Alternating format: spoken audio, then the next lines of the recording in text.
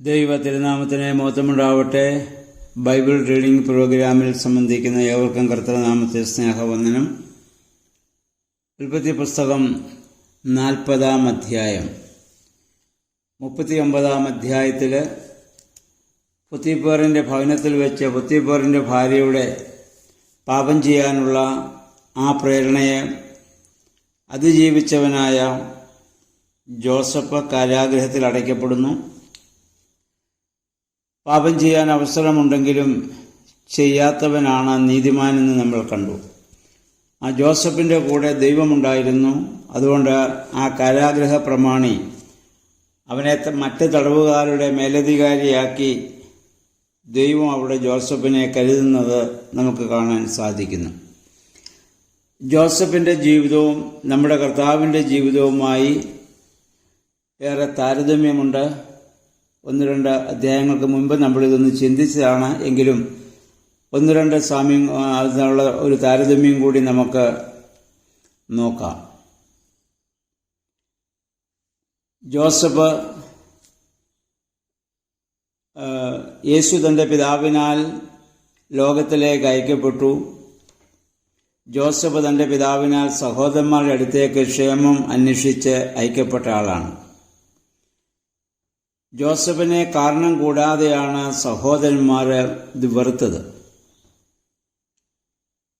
യേശുവിനെ സ്വന്തം സഹോദരന്മാർ അഥവാ തൻ്റെ സ്വന്തം ജനതയാണ് യേശുവിനെ വെറുത്തത്. ജോസഫ് സ്വന്തം സഹോദരങ്ങളാൽ വിൽക്കപ്പെട്ടു.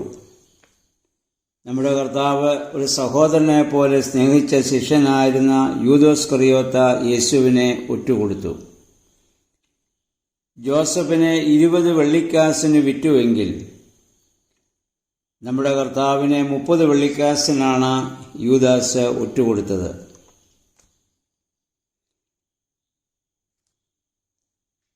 ജോസഫിനെ കൊല്ലുവാൻ സഹോദരന്മാർ ആലോചിച്ചു. യേശുവിനെ തൂക്കുവാൻ ഏൽപ്പിച്ചു. ജോസഫിനെ പൊട്ടക്കിണറ്റിലിട്ടു. യേശുവിനെ കുരിശിൽ തൂക്കി. ജോസഫിനെ കിണറ്റിൽ നിന്ന് കരയ്ക്ക് കയറ്റി നമ്മുടെ കർത്താവ് മരണത്തെ അതിജീവിച്ച് ഉയർത്തെഴുന്നേറ്റു. ജോസഫിനെ കണ്ട സഹോദരന്മാർ സ്വപ്നക്കാരനെന്ന് പറഞ്ഞ് അവനെ പരിഹസിച്ചു. യേശു ക്രൂശിൽ തൂക്കപ്പെട്ടപ്പോൾ നീ ദൈവപുത്രനെങ്കിൽ ക്രൂശിൽ നിന്ന് ഇറങ്ങിവാ എന്ന് പറഞ്ഞ് കർത്താവിനെ വഴി നടന്നു പോകുന്നവരും ആ ക്രൂശിക്കപ്പെട്ടവരിൽ ഒരാളും നമ്മുടെ കർത്താവിനെ അവിടെ പരിഹസിക്കുന്നത് നമ്മൾ വായിക്കുന്നുണ്ട്. ജോസഫിനെ കൊല്ലുവാൻ സഹോദരന്മാർ കൂടിയാലോചിച്ചു. യേശുവിനെ ക്രൂശിൽ തൂക്കുവാൻ പുരോഹിതന്മാരും ശാസ്ത്രിമാരും കൂടിയാലോചിച്ചു. ജോസഫിൻ്റെ അങ്കി രക്തം ഇറ്റിറ്റ് വീഴുന്നതാക്കി കർത്താവിൻ്റെ അങ്കിക്കായി അവർ ചീട്ടിട്ടു. ഇങ്ങനെ ഒരുപാട് സാമ്യം ജോസഫിൻ്റെ ജീവിതവും യേശുവിൻ്റെ ജീവിതവുമായിട്ടുണ്ട്. അതുകൊണ്ടാണ് ജോസഫ് വാസ്തവത്തിൽ നമ്മുടെ കർത്താവിൻ്റെ പഴയ നിയമത്തിലെ ഒരു നിഴലാണെന്ന് നേരത്തെ ഞാൻ പറഞ്ഞിരുന്നല്ലോ. അത് നമുക്ക് വീണ്ടും ഇവിടെ കാണാൻ സാധിക്കുന്നുണ്ട്.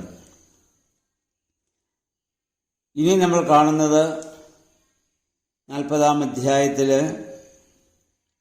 ഫറവോ രാജാവിൻ്റെ പാനപാത്രവാഹകനും അപ്പക്കാരനും രാജാവിന് എതിരായിട്ട് എന്തോ പ്രവൃത്തി ചെയ്തതിൻ്റെ ശിക്ഷയായി ജോസഫ് കിടന്ന കാരാഗൃഹത്തിൽ അവരും അവിടെ വന്ന് അടയ്ക്കപ്പെടുകയാണ്.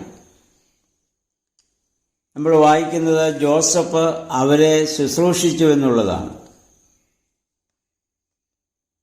നമ്മുടെ പ്രയാസങ്ങൾ നമുക്കുള്ളപ്പോൾ തന്നെ മറ്റുള്ളവരുടെ പ്രയാസങ്ങൾ പങ്കുവയ്ക്കുവാനും അവർക്ക് ആശ്വാസം പകരാനും സാധിക്കണമെങ്കിൽ ദൈവാത്മാവ് നമ്മൾ പ്രവർത്തിക്കുമ്പോൾ മാത്രമേ അങ്ങനെ സാധിക്കുകയുള്ളൂ. കാരണം തൻ്റെ ദുഃഖത്തേക്കാൾ മറ്റുള്ളവരുടെ ദുഃഖം ഏറ്റെടുക്കുവാനും അവരെ പരിചരിക്കുവാനും ജോസഫിന് സാധിക്കുന്നത് അവൻ നീതിമാനായ ഒരു മനുഷ്യനും ദൈവാത്മാവിനാൽ നയിക്കപ്പെടുന്ന ഒരു വ്യക്തിയുമായതുകൊണ്ട് മാത്രമാണ്. അവരെ ആ പാനപാത്രവാഹകനും അപ്പക്കാരനും അവിടെ 2 സ്വപ്നം കാണുന്നു. ആ സ്വപ്നം, അതിൻ്റെ അർത്ഥം ജോസഫ് അവിടെ വ്യാഖ്യാനിക്കുന്നുണ്ട്. അതിൻ്റെ 7-8 വാക്യങ്ങളിലേക്ക് നമ്മൾ വരുമ്പോൾ ജോസഫ് ആ മഹത്വം ദൈവത്തിനാണ് നൽകുന്നതെന്ന് നമുക്ക് കാണാൻ പറ്റും. അദ്ദേഹം പറഞ്ഞു, സ്വപ്നം വ്യാഖ്യാനിക്കുന്നത് ദൈവമാണ്. അപ്പോൾ എന്ന് പറഞ്ഞാൽ ദൈവം എന്നിൽ പ്രവർത്തിച്ചെങ്കിൽ മാത്രമേ എനിക്ക് ആ സ്വപ്നം വ്യാഖ്യാനിക്കാൻ സാധിക്കൂ എന്നുള്ള ജോസഫിൻ്റെ വലിയ വിശ്വാസവും വലിയ സമർപ്പണവും അവിടെ കാണാൻ പറ്റും. ഒരിക്കലും ഞാനെന്ന ഭാവത്തിൽ, ഒരു അഹന്തയുടെ മനോഭാവത്തിലേക്ക് ജോസഫിന് വരാൻ ഒരിക്കലും സാധിക്കുകയില്ല. അവൻ പറഞ്ഞത് സ്വപ്ന വ്യാഖ്യാനം ദൈവത്തിനുള്ളതല്ലോ എന്നാണ് ജോസഫ് ഇവിടെ പറയുന്നത്. അപ്പം ആ കാരാഗ്രഹത്തിലും മറ്റുള്ളവരെ സഹായിക്കുവാനും അവരെ ശുശ്രൂഷിക്കുവാനുമുള്ള ജോസഫിൻ്റെ മനോഭാവം എത്രയോ വലുതാണ്. തൻ്റെ കഷ്ടതയേക്കാൾ മറ്റുള്ളവരുടെ പ്രയാസം, അതിലവരെ സഹായിക്കുവാനുള്ളതായ വലിയ മനോഭാവം. അവിടുന്ന് ആ സ്വപ്ന വ്യാഖ്യാനം അവർക്ക് നൽകുന്നു. ഒരാൾ കണ്ട സ്വപ്നം, ഒരു മുന്തിരിവള്ളി, അതിൽ 3 തണ്ടുകൾ, അതിൽ മുന്തിരിക്കുല, അത് പിഴിഞ്ഞ് ഫറവോ രാജാവിന് കൊടുക്കുന്നു. അവൻ വീണ്ടും ആ സ്ഥാനത്തേക്ക് ആനയിക്കപ്പെടുമെന്ന് ജോസഫോട് പറയുന്നു. മറ്റേ അപ്പക്കാരൻ്റെ തലയിൽ 3 വെളുത്തയപ്പം, അത് പക്ഷികൾ കൊത്തിക്കൊണ്ടുപോയി. അവൻ വധിക്കപ്പെടുമെന്ന് ജോസഫ് പറഞ്ഞു. അപ്രകാരം തന്നെ അവിടെ സംഭവിക്കുകയാണ്. ദൈവം താൻ സ്നേഹിക്കുന്നവർക്കൊക്കെ തൻ്റേതായ വെളിപ്പെടുത്തലുകളെ ദൈവം മുന്നമേ നൽകും എന്നുള്ളത് ഇതിൽ നമുക്ക് മനസ്സിലാക്കുവാൻ നമുക്ക് സാധിക്കുന്നതാണ്. എന്നിട്ട് ജോസഫ് ആ പാനപാത്രവാഹകനോട് പറഞ്ഞു, നീ ഇവിടെ നിന്ന് രക്ഷപ്പെട്ടു പോകുമ്പോൾ നീ എന്നെ കൂടി ഓർക്കണം. പക്ഷേ ഒരിക്കലും അദ്ദേഹത്തിന് പിന്നീട് ജോസഫിനെ ഓർത്തില്ല എന്നും നമുക്കിവിടെ കാണുവാൻ സാധിക്കുന്നുണ്ട്. ഒരു പക്ഷേ അന്നത്തെ അവിടുത്തെ രാജസന്നിധിയിലുണ്ടായിരുന്ന പൊത്തിഫേറിൻ്റെ ഭവനത്തിൽ നിന്നാണല്ലോ ജോസഫ് കാരാഗ്രഹത്തിൽ അടയ്ക്കപ്പെട്ടത്. ആ പൊത്തിഫേറിൻ്റെ സ്വാധീനം കൊണ്ടാവാം, അല്ലെങ്കിൽ പാനപാത്രവാഹകൻ ജോസഫ് പറഞ്ഞ കാര്യം ഒരു പക്ഷേ പൊത്തിഫേറിനോട് ചിലപ്പോൾ പറഞ്ഞു കാണും. പക്ഷെ പൊത്തിഫേർ അത് രാജാവിനോട് പറയാനോ അല്ലെങ്കിൽ അവനെ ഓർക്കാനോ ഒരു പക്ഷേ സമ്മതിച്ച് കാണില്ല എന്ന് നമുക്ക് വേണമെങ്കിൽ ചിന്തിക്കാവുന്നതാണ്. അദ്ദേഹത്തിൻ്റെ പ്രേരണ മുഖാന്തരമായിരിക്കാം പാനപാത്രവാഹകൻ ജോസഫിനെ മറക്കാൻ ഒരു പക്ഷേ കാരണമായിട്ട് തീർന്നത്. പക്ഷെ ഒരു കാര്യം നമ്മൾ മനസ്സിലാക്കുക, പാനപാത്രവാഹകൻ മറന്നാലും ദൈവം ജോസഫിനെ മറക്കില്ല. കാരണം ദൈവത്തിന് ജോസഫിനെ കൊണ്ടൊരു വലിയ ഉദ്ദേശമുണ്ട്. വീണ്ടും ഒരു 2 വർഷം കൂടി ജോസഫ് കാരാഗ്രഹത്തിൽ കിടക്കേണ്ട ഒരു സാഹചര്യം അവിടെ വരുന്നുണ്ട്.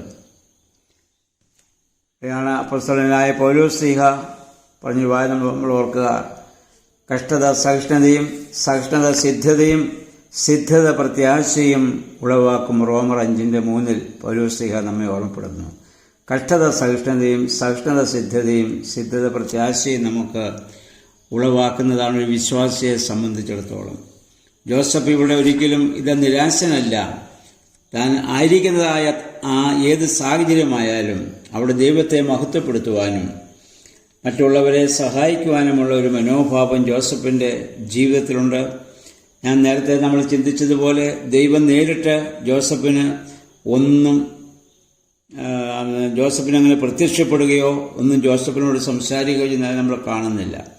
അബ്രഹാം, ഇസ്ഹാക്ക്, യാക്കോബ്, ഈ പിതാക്കന്മാരോടൊക്കെ ദൈവം നേരിട്ട് പ്രത്യക്ഷപ്പെടുകയും അവരോട് സംസാരിക്കുകയും ചെയ്തെങ്കിലും അവർക്ക് ജോസഫിനെ പോലെയാകാൻ സാധിച്ചില്ല.